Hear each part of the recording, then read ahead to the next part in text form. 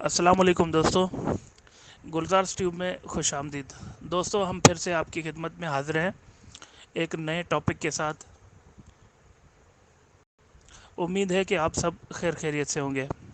तो दोस्तों, आज हम आपको ऐसे मकनातीसी दांत वाले कीड़े के बारे में बताने जा रहे हैं जो नई टेक्नोलॉजी में मददगार साबित होगा।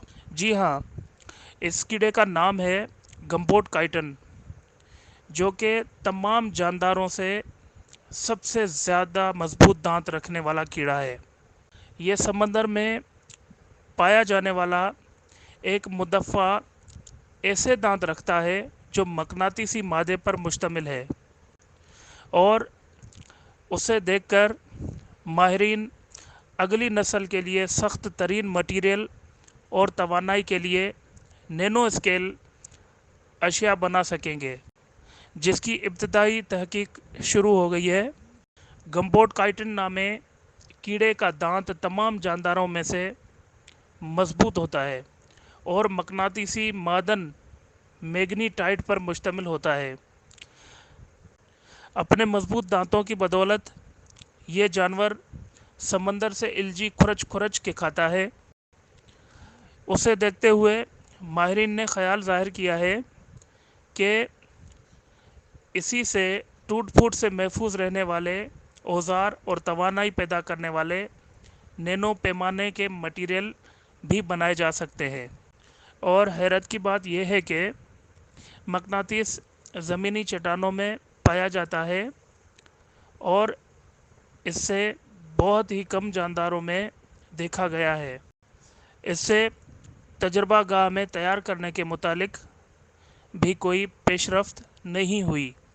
यूनिवर्सिटी ऑफ कैलिफोर्निया रिवरसाइड के साइंसदान प्रोफेसर डेविड केसाइलिस और ओकायामा यूनिवर्सिटी के डॉक्टर मेशी कोनीमोटो ने मुश्तरका तौर पर इस जानवर के इस जिन्याती वजूद को मालूम किया है, जिसके ज़रिए इसके दांतों में मकनातीसी खवास पैदा होते हैं। इस जानवर के मुंह में दांतों की कई कतारें एक रब्बन की तरह मौजूद होती हैं।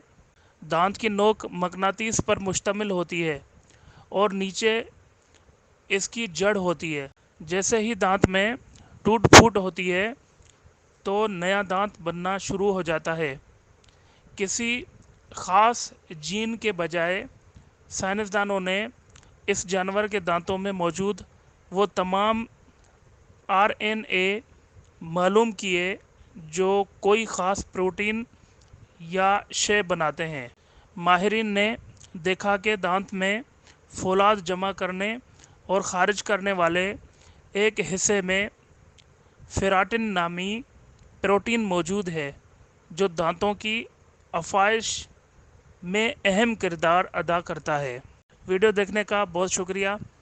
जिन दोस्तों ने हमारा चैनल सब्सक्राइब नहीं किया वो सब्सक्राइब करें और साथ में बेल आइकन को प्रेस करें ताकि हर नई आने वाली वीडियो आप तक पहुंच जाए। शुक्रिया। अल्लाह वारिस।